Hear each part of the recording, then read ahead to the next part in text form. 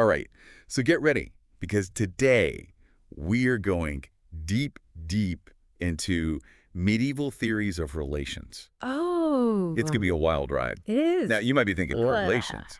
Like, what do I care what some philosopher from like 1,000 years ago thought about, relationships?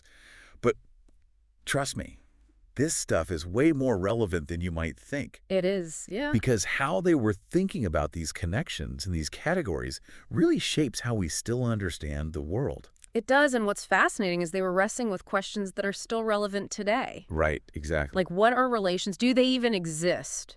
Or are they just something like our minds made up? A product of our imagination. And if they are real, what kind of things are they? Right, big questions. Big questions. So to help us unpack all of this, we are going to be looking at excerpts from the Stanford Encyclopedia of Philosophy. A great resource. Yeah, it's like our cheat sheet to understand all the big ideas without having to actually go back and read all of these very dense original texts. The originals can be pretty rough going. Yeah, exactly. You need a guide. So I guess the place to start is with the question of where do we even begin with this whole relations thing? Well, I mean, you really got to start with the OG himself, Aristotle. Yeah, always a good place to start. In his book, The Categories, he lays out this idea that relations are a type of accident. Okay, wait, hold on. Back up for a second. Sure. What do you mean by accidents? So think of accidents like properties or characteristics of something. Okay. So like Aristotle would say a substance, like a person, could have accidents like being tall or being a philosopher. Okay. And relations like taller than or father of are just a specific kind of accident, according to Aristotle. So being taller than is something that exists in a person. Right. Just like their height. Exactly. And this is where medieval philosophers who were building on Aristotle's ideas started running into some real roadblocks. Okay, boy. For one thing, they totally rejected the idea of what we call polyadic properties. Polyadic property. Polyadic properties. What is that? It sounds very sci-fi, doesn't it? It does, yeah. Yeah. Like something from Star Trek. It's just a fancy way of saying properties that involve multiple things. Okay. So if you think about it, like a family portrait, Okay. the family itself isn't like this mystical entity floating above their heads, right? Right. It's the individual members Yeah. and their relationships to one another, parent, child, sibling. Those are the things that make up that whole. Okay. And so they argued that these multi-part properties, they don't really exist as single things in the world. So there's no one walking around with taller than hanging over their head like a halo. Exactly. Okay. That's a great image. Yeah. They insisted that only individual substances and their own properties were real. Okay, I can see how that would maybe mess with Aristotle's system a little bit. Yeah. So how did they try to explain relations then without these multi-part properties? Yeah. So they just kind of ditch Aristotle together? Not completely. They were still trying to kind of work within that basic framework, Okay. but they split into kind of two main camps. Okay. Some, like Peter Oriol, took a radical approach and just said, like, look, relations only exist in the mind. So taller than only exists when someone is actually thinking about it. Yeah. Whoa. If you really believe there's no such thing as a property that connects two things, then that's kind of the only option you're left with, right? Okay. But most medieval philosophers weren't buying it. They weren't on board. They weren't on board with that. Yeah. They argued that if relations only exist in our minds, then like the whole world starts to get really subjective. Like, Yeah. what about the laws of physics? What about cause and effect? Right. If Simmias is taller than Socrates, only because I think it's true, Yeah. that's a little... It's a recipe for chaos. Yeah. Yeah, okay. So they needed another explanation. Yeah. So if most of them didn't agree with that, then what was the alternative? So the majority of these medieval thinkers were what we call realists. They believed that relations were real, but they had to get creative to explain how they were real without resorting to these forbidden polyadic properties. Right. Nice. So this is where we get two main schools of thought. Okay. Reductive realism and non-reductive realism. Okay. So let's start with, I guess, reductive realism. Okay. What's the deal with that? So thinkers like Peter Abelard and William of Ockham, these guys fell into this camp, and they basically said, like, keep it simple, stupid. Relations, they're just regular old accidents seen from a certain perspective. So no special category needed, just accidents. Just good old-fashioned accidents doing their thing. Okay. Yeah. So how does that work? So, for example, Abelard argued that someone's height is just an accident, but that same accident is what makes them taller than someone else. Okay. It's all about how those accidents compare. So instead of taller than being its own thing, right, it's more like a consequence of comparing heights. Yeah, you got it. Okay. And Occam, who's famous for Occam's razor, yeah, he was all about cutting out the unnecessary. Absolutely. The guy loves simplicity, right? Yeah. So he takes this idea even further. Okay. And he basically argues that it's our minds that represent the same situation in different ways. Yeah. So, like, we can say Socrates is white, Okay. which is an absolute statement. Right. Or we can say Socrates is similar in color to Plato, Okay. which is a relative statement. So the underlying reality is the same, it's just how we're choosing to describe it. Exactly. We're just framing it differently. Clever. Yeah, a neat little trick, right? Taking these regular old accidents, and just by shifting our perspective, they become relations. So was everyone cool with that? Everyone agreed? Hey, not so fast. Of course not. Because we've got another group coming in here. Always the dissenting opinion. Oh, yeah. Yeah. Who were not satisfied with reducing relations to other accidents. Okay. These were the non-reductive realists. Okay, so who are these rebels? These are the folks that insisted that relations are their own special type of accident. Ooh, I love it. Yeah, a little philosophical rebellion going on here. All right, so who are some of the big names in this non-reductive camp? So we've got some heavy hitters here. Okay. We've got folks like Albert the Great. Okay. And he argued that the way we think about relations, with all their kind of unique features, like the fact that they're directed towards something else, right, that suggests they must be a distinct kind of thing. Okay. He actually used a visual metaphor. Ooh, I like metaphors. He said relations are like things looking out towards something else. Okay. I always liked that image. It kind of makes this very abstract concept. Yeah, a little more concrete. A little more concrete. And then you have someone like John Duns Scotus. Oh, yeah, another big name. Another big name. And what did Scotus think? Well, Scotus was all about quiddity, or essence. Okay. He argued that relations, they have a different essential nature than regular accidents. Yeah. So let's take an example. Let's say someone is 6 feet tall. Okay. Their height is 6 feet. Yeah. That's the accident, right? Right. But their tallness, the fact that they are taller than someone else, that is a relation, and it has a different essence. So it's like tallness is an extra layer on top of height. Yeah. And that's what makes that relation that taller than real. Exactly. For non-reductive realists, relations had their own unique existence, their own special something that made them different. Okay. So I'm starting to see both sides here. Yeah. But it seems like no matter which side you're on, right, whether you're reductive or non-reductive realist, there's still this problem of how can one accident relate to things? That's the big question, isn't it? It is. Yeah. Because it seems like you need two to tango. Yeah, you need an accident on each side to make that connection. And that's where things get really interesting. I knew it. And that's what we're going to talk about next time. Okay, well, we've got to take a quick break, but we will be right back to dive into that very problem after this. See you soon. We'll see you in a minute. All right, so we're back, and I am still thinking about this problem of how you can relate two things with only one accident. Yeah, it was a real head-scratcher for these medieval philosophers. It really was. They knew that relations needed counterparts. Right. But they also struggled with this idea of how to actually explain this when you're dealing with individual substances and their accidents. So did they ever figure out how to make that work? Well, yeah, they came up with a solution that's actually pretty ingenious. Oh, okay, lay it on me. It's called relations of reason. Relations of reason. Okay, now you're just making up words. Well, it sounds fancy, but the idea is actually pretty simple. All right, well, help me out here. Okay, so imagine you're thinking about a friend, right? You have this thought in your mind, yeah, and it's directed towards your friend. Okay. Your friend isn't actually affected by your thought, are they? Unless I have some kind of Jedi mind powers? No. Right, exactly. Yeah. So medieval philosophers recognized this asymmetry. Okay. They were like, fine, maybe there isn't a real accident in the other person that corresponds to this concept of being thought about. Right.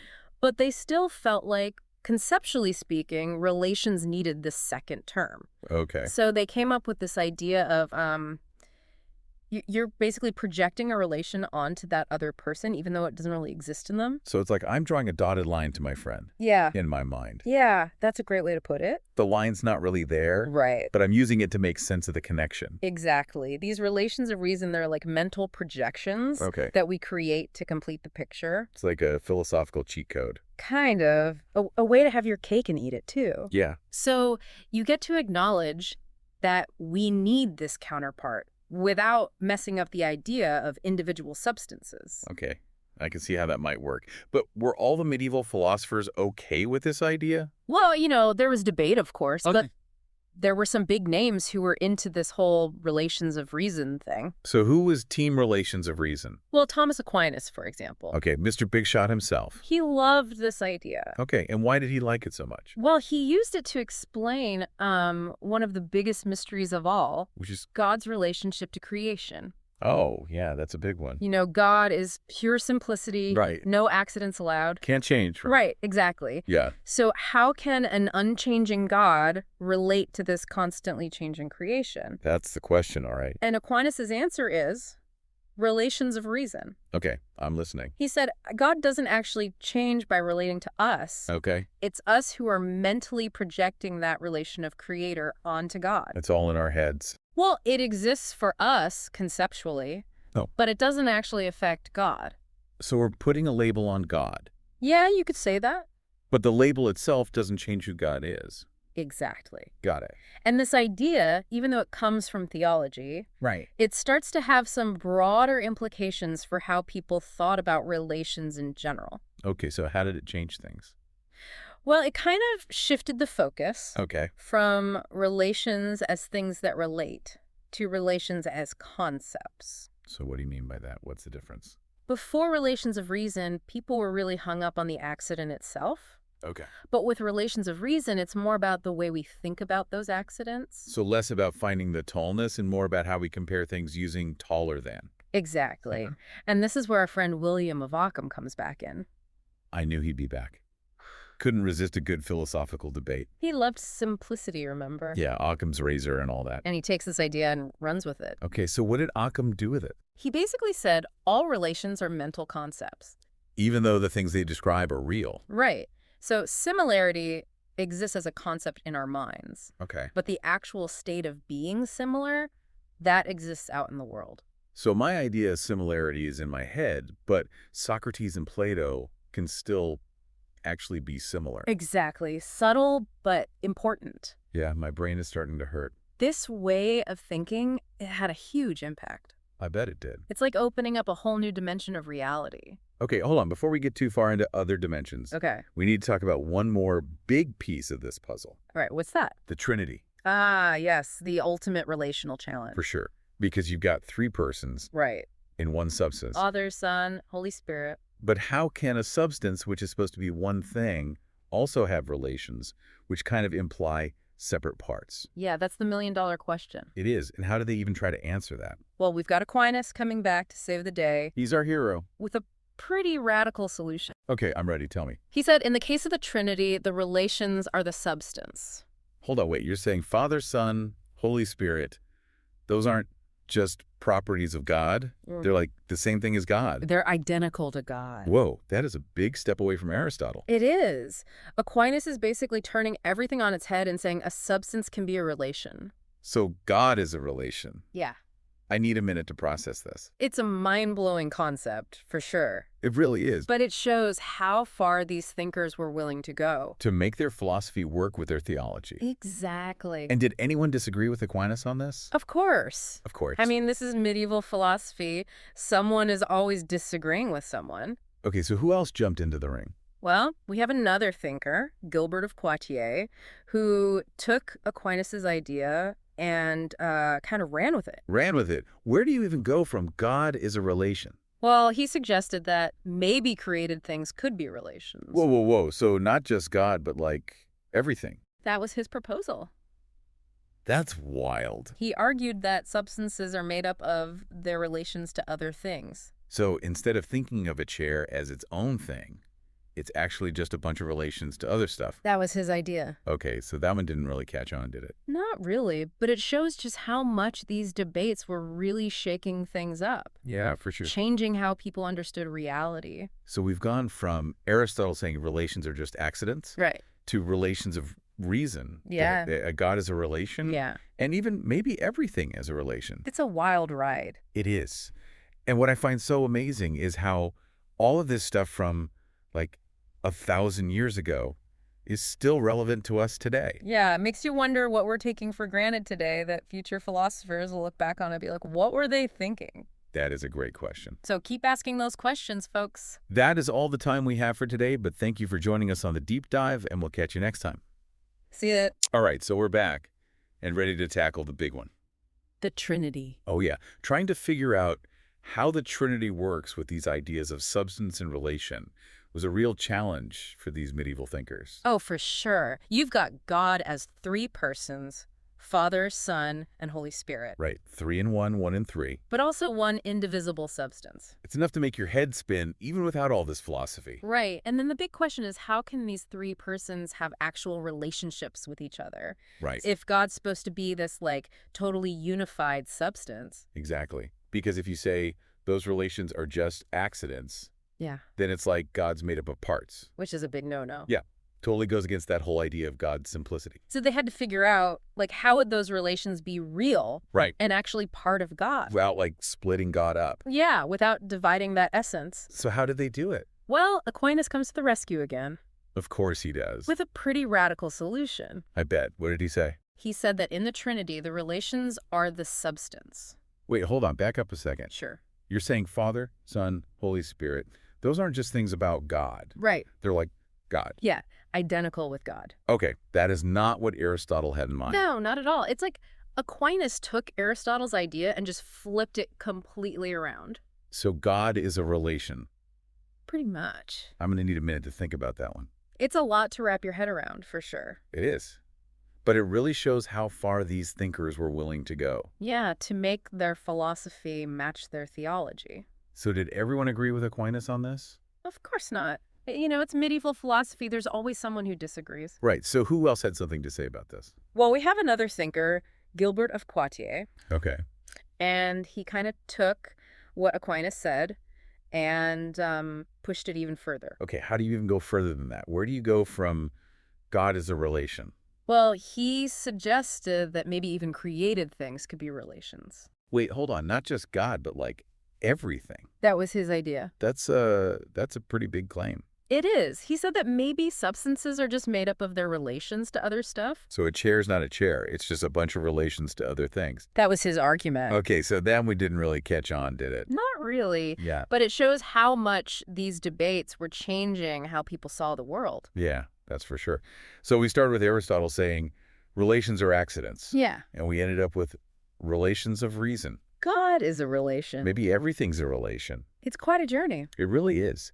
And what I find so amazing is how these ideas from so long ago still matter today. Yeah, it makes you think, like, what ideas do we have now that people will look back on in 1,000 years and be like, what were they thinking? Right. What crazy ideas are we just taking for granted? That's a great question to ponder. And that is all the time we have for this deep dive. Thank you for joining us, and we'll catch you next time for another exploration of the world of ideas. See you then.